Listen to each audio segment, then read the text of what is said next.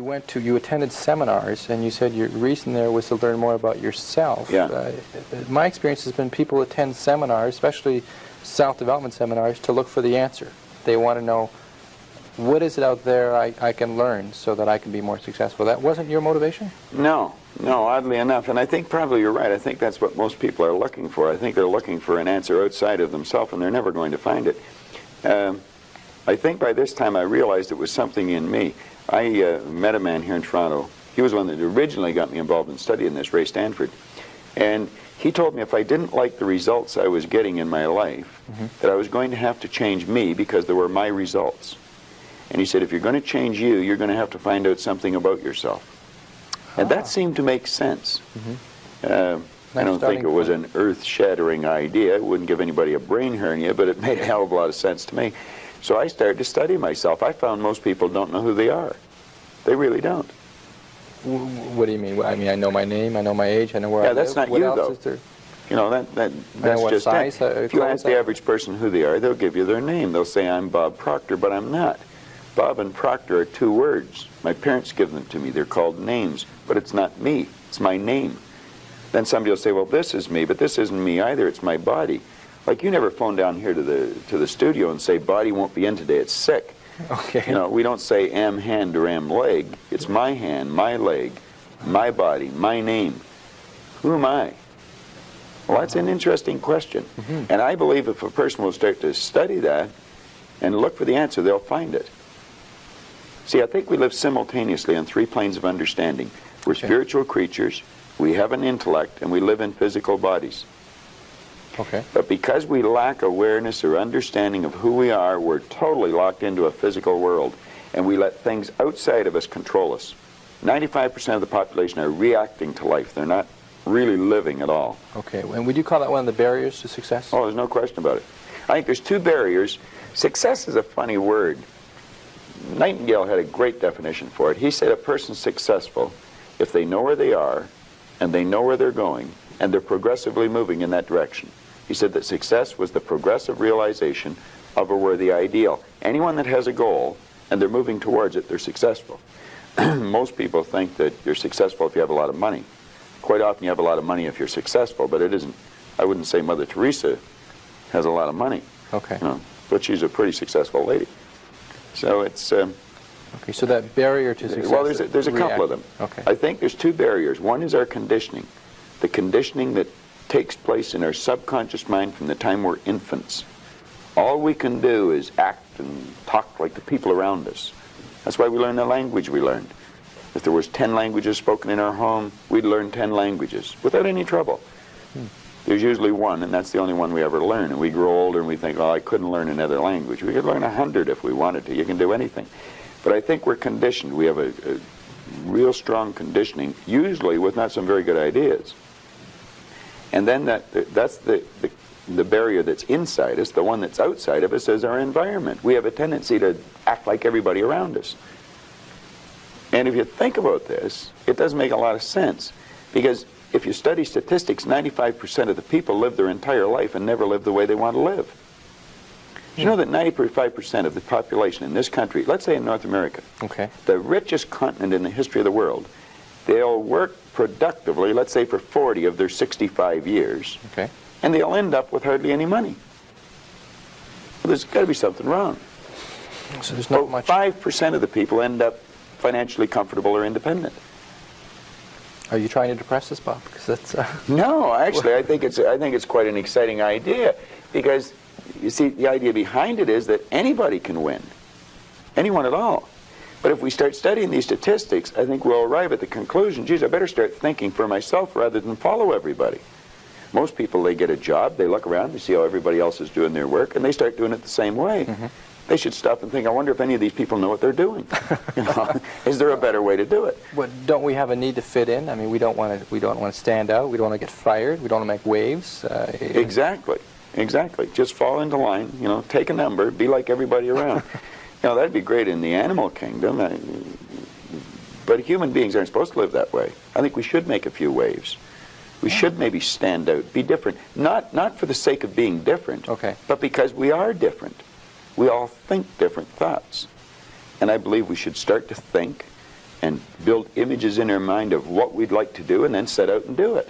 Okay. Emerson did that, Edison did that, Marconi did that, Samuel Morse did that, Buckminster Fuller did that. We could go on and on and on.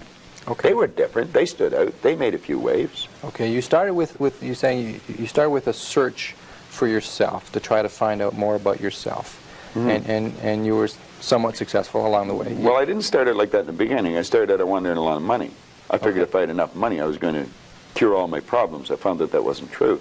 I earned a fair amount of problems or money, and I seemed to have more problems. But I after working at this for a few years, I decided that the real answer is get to know yourself a little better. Okay. And I don't think you have to go off in the Himalayas and become a guru to. Okay. What did you do to learn about yourself? You said you went around as many seminars. I attended seminars. Okay. I went and listened to different speakers who taught something about the mind. I think the answer is in our mind if we'll start studying and trying to understand our mind. Okay. Let me get back to you if I can. What did you learn about Bob Proctor during that study? Well, I learned that the biggest part of me you'll never see. It's non-physical. And what you see here in the physical body is nothing but the physical manifestation of the higher side of my personality.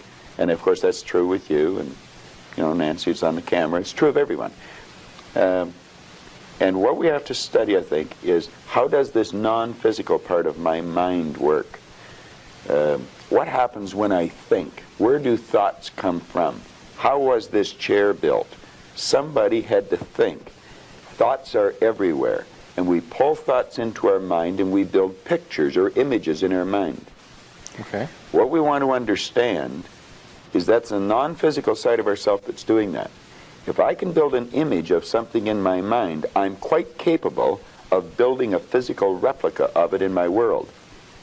So if I build an image of me as a happy, relaxed person, I can live like that. If I build an image of myself as being prosperous, I can become prosperous. So if we think rich, we will be rich. Absolutely. We're already rich, just short of money. Okay, those of us that like to acquire more money and or happiness or whatever we see success, those of us that want to reach the goals that we've set for ourselves, we do it first by... Well, the first thing you do is sit down and decide what you want. If it's money you want, how much money? Lots of money. Well, nobody knows how much lots is. Okay. So you've got to be specific. Okay. You write down on a card exactly what you want. And you carry that card around and read it often. Now, this is what I learned in this book, Think and Grow Rich, and it's what I teach in the seminars. I'll teach people how to set goals. But you decide exactly what you want. And then you start to think. Now, you're going to have thoughts come to your mind of why you can't get it. Mm-hmm. You have the ability in your conscious mind to reject that idea, kick it out of your mind. Thinking of why you can't do something is never going to do you any good.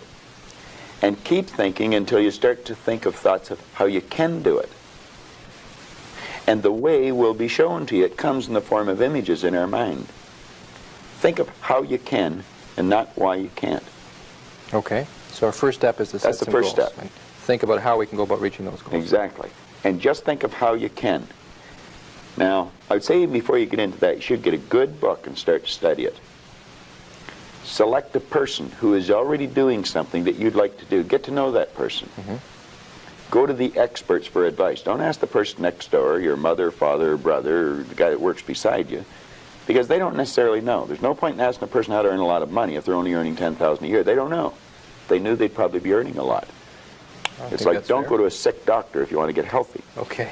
So you find someone that you can go to for advice. Get a real good book and lock into that book and start to study it. Like, I've had this one that looks like a Bible, but this is Napoleon Hill's book, Think and Grow Rich. I've been reading this thing now for 23 years. I'll probably read it for another 23 years. I get another good book that I brought over here today. It's called The Power of Your Subconscious Mind. Now, I'm not getting a commission for selling this. The author's dead now. He's been gone for a couple of years. But Dr. Joseph Murphy wrote this book, The Power of Your Subconscious Mind. And that's probably one of the best books that you're ever going to find, because you're going to learn something about your mind when you read this book. Okay. Now, I read a lot of books. I've got probably 1,000 books sitting in my den at home in my library. But the one that I carry it everywhere I go, and I read it all the time, is Think and Grow Rich. I never stop reading it. Now, where's the value for you to reread that and read it again? I mean, you must You must know it well enough that... I think I could probably recite it verbatim. But the secret is, I once read in a book where it said, when you read a good book through the second time, you don't see something in it that you didn't see before. You see something in yourself that wasn't there before. You see, when I read this, I create a greater awareness. Let me just read you one line out of here, 2 lines. Okay. Hill said, the missing link in all systems of education known to civilization today may be found in the failure of educational institutions to teach students how to organize and use knowledge after they acquire it. He went on to say that we should understand the real meaning of the word educate. It's not going to a brick-and-mortar edifice for 25 years. Okay. That's gathering information. You'll probably develop your memory, but I would question how well you develop your mind. And I'm not against education because I encourage my children to go to school, as we know it. Now, he said the word education comes from the word educo. And he says it's derived from the Latin word educo, meaning to induce, to draw out, or to develop from within. An educated person is not necessarily one who has an abundance of general or specialized knowledge. An educated person is one who has so developed the faculties of their mind that they may acquire anything they want or its equivalent without violating the rights of others. An educated person is the one that knows how to go and get what they want out of life without being selfish. In sense, a researcher, somebody who knows what they're looking for and knows how to go about finding Well, I think we should forever be involved in research because learning is a lifelong process. You never stop learning. Education means to draw out from within. We're drawing on an infinite source. We've got deep reservoirs of talent and ability within us. We can learn to do anything. We have phenomenal powers. If we used our body like we used our mind, we'd probably just move our little finger. Okay. We don't exercise our mind enough. No. But we're not taught to. Kids in school should be taught, before the school year ever starts, to sit down. They should be given a blank report card and get them to visualize the marks they want to get and write their own report card. This is before school starts. First week in school. And then the teacher should say, now I want you just to concentrate on how to get that mark, and I don't want you to think of why you can't. And I want you to form the attitude that you're going to get it. Now, some people say that's not being realistic. That's being very realistic. That's following the success principles that go back 6,000 years in recorded history. That's how everything was accomplished. That's not engaging in fantasy thinking, in Hell, wishful thinking, in daydreaming we talk about. No. Well, that's where all greatness comes from. Greatness comes from fantasy. I would imagine that when Edison first saw the light bulb, he was fantasizing. But he kept fantasizing, and he built it into a theory, and then he built it into an image, and then he built it into a fact. Ah. I mean, when I was a kid, it was a fantasy to think of going to the moon. We've been up there with cars, playing golf. Okay, you mentioned in terms of success principles, attitude, this business of attitude. Attitude. It takes in the way you think, the way you feel, and the way you act. I'd have a difficult time really explaining attitude right just in a conversation. I use a board in the seminar, and well, I did an attitude seminar last night. We spent 3 hours dealing with that one subject, so to do it here in 3 minutes, I can do it. I haven't learned how yet. Okay. Let's put it that way. I recognize it's difficult because we talk... You have to have a winning attitude, though, Tom. Okay. In human relations, we talk about the toughest thing with managing people. The toughest thing to deal with is their attitude. That's right. That's almost impossible. And that's the one thing when management falls down. We can't change people's attitudes. Well, nobody can change another person's attitude. The only attitude we can change is our own. But you see, if management have the idea it's their attitude and we can't do anything about it, then they're not going to do anything about it. But if management arrive at the conclusion, yes, it is attitude, and let's teach the people something about attitude. Let's teach them something about themselves. Let's make them realize that they're worth something, that they're valuable, that the greatest resource we've got. Companies spend about 65% of every dollar that comes in goes back out on employees and wages and benefits, and yet management knows less about employees than anything else. They know more about the gadgets and the widgets than they do about the people. Okay, so your suggestion is we develop a winning attitude. Absolutely. Can you define that for me, first of all? What is a winning attitude? Well, if we can understand, let me digress for a second. The whole universe operates by laws, and there's a law of opposites. It's called the law of polarity. Everything has its opposite. There's a right and a left side. There's a front and a back, an up and a down, a hot and a cold, positive and negative, yin the yang. Well, you can think negative or you can think positive, but you can't think both at the same time. You're only going to think one way at one time. And we have to train our mind to think or look for the positive or the good in things. There's good in everything. There's no such thing as no good. Car broke down on the way over to the station. There's something good about it. There's something good about it. Now, you may have to look to find out what it is. Okay. Yeah. But there's something good in everything. There has to be a positive and a negative for anything to exist. There's a law of gender that decrees that. Science understands it. It's taught in science. Okay. Well, once we understand that there's this law of opposites, there's negative thoughts or positive thoughts. As the thought energy flows into our mind, we decide what we're going to think. A person's out of work. They can decide to think, I can't find a job, but they can decide to think, I can. If they're thinking, I'm going to find one, then they'll start attracting a train of thought to them, figuring out how to find it. You really have to understand how your conscious and your subconscious mind works in relation to your body or your physical world to understand attitude. Attitude should be taught as a subject in school ahead of reading, writing, arithmetic, or anything else. Because it's a person's attitude that's going to determine the marks they get. Okay, maybe part of attitude or related to attitude is this business of self-image, which you talked about. Yeah. Well, that would, like we were talking about success principles, and I was saying you got to get the winning attitude, you've got to set a goal. Then you have to work on self-image. Now, when we think, we build images in our mind. Dr. Maxwell Maltz discovered the self-image concept as we know it today. In 1960, he was a plastic surgeon. And he realized he was operating on people. He may have removed a nasty scar from their face. And he noticed sometimes when he removed the scar or maybe did a nose job on them or something, there was a great psychological change took place in the person. Where they may have been introverted, they started to become very gregarious and outgoing. And he postulated that there must be two images that we have, an exterior image, and we also have an inner self-image.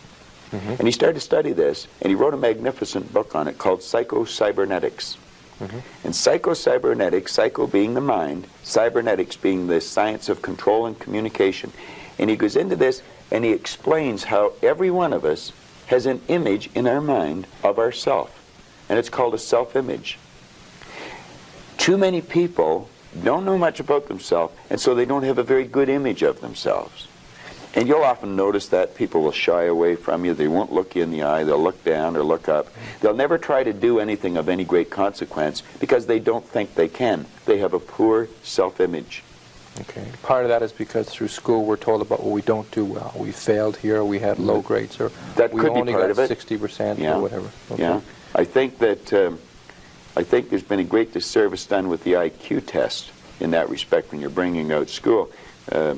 Binet, the Frenchman, back around the turn of the century, invented the IQ test, and then we brought it over from Stanford over here, and we'll test a person's intellect, and then we'll brand them good, bad, smart, not, and that's not true. We can change IQs by changing self-images. Mm-hmm. But yes, if we're told we're not very good, you're just like your dad, you're a bum, you're never going to do well, you didn't go to school, you can't win. Okay. Well, that's all that's all false. We can do anything.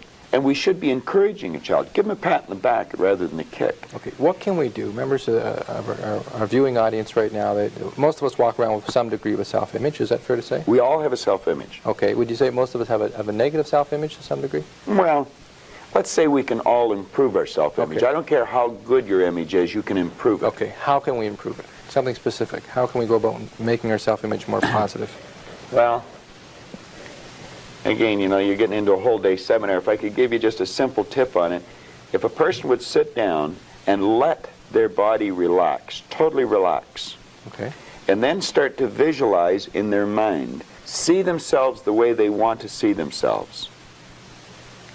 Which may take a good deal of thought, since we're not well, sure you relax, yeah. I mean, in terms of how we want to see ourselves. Maybe we don't know how we want to relate it to something specific.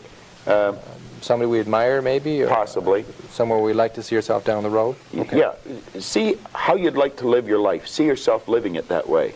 Okay. Now, understand that that's a picture in your mind. When you pick up a book, the book is nothing but a picture that an author has painted in words. Van Gogh, the great artist, was asked one time how he did such beautiful work. He said, I dream my painting, and then I paint my dream. They get the picture in the mind, and then paint it on the wall or on the canvas. Well, if we would relax and build the image in our mind of how we'd like to see ourselves, how we'd like to see ourselves acting in life, relating to other people, our social life, see ourselves in the position we hold, or how we make our sales presentations if we happen to be in selling or something, and then take that picture and describe it, write it out in the present tense. I am so happy now that I see myself, and write it out.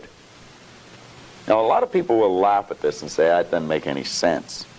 It makes a lot of sense. They can't tell you why it doesn't. I could spend hours telling you why it does, and I could explain it in such detail that everyone would understand it.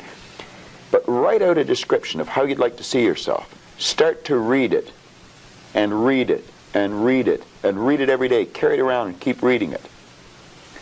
The one point that all the great teachers, all down through history, have all agreed on, they've been in complete unanimous agreement on it, we become what we think about. Now, it may be fantasy at first, it might even appear to us as being a lie. But if you read it often enough, you'll start to believe it. And when William James said, believe and your belief will create the fact, you will see the person's personality change. I watch people in the seminars, personality change right in front of my eyes. And all they're doing is starting to see themselves different. They're starting to think different thoughts. So our thoughts control our actions? Oh, there's no question about it. No, our thoughts control our feelings. Okay. Our feelings control our actions. All right. And we control our thoughts? Absolutely. Or we can control our thoughts? We can control our thoughts, yes. Generally, though, one of our difficulties, one of our problems maybe is that we tend to react to what other people tell us, and we consequently get the negative thoughts, and then that affects our feelings, and then that affects our behavior. That's right. That's exactly the way it is. We read the newspaper. Doom and gloom's coming. We just accept it. Doom and gloom doesn't have to be coming. Do you know there's always been a depression for some people? I grew up with the idea that everybody went broke in the 30s. They didn't. Some made millions. I thought everybody went out of business. They didn't. Some people went into business. There's always a depression for some people, and there's always good times for others. Let's ask ourselves when we read something in the paper, do I want to get emotionally involved in that idea? If it's a negative idea, I don't want to get emotionally involved with it. I don't read the paper that often. I do, but I don't dwell on it. You don't get emotionally involved in it when you see other when an idea comes into your mind, whether somebody else tells you or whether you read it in the paper, we should reason with it. Ask ourselves, will that idea help me get to where I want to go? If it won't, reject the idea. Okay. All right. Bob, I appreciate it. Our half hour's gone by already. Went fast. Very quickly. Those that are interested in learning more about your philosophy of success, and I know you do give very specific tips on what they can do to become more successful, are welcome to attend your seminars. Absolutely. Tell them to phone the office. We run seminars all the time. Terrific. Okay, I appreciate it. Thank you very much for joining us. My pleasure, Tom. Glad to be here.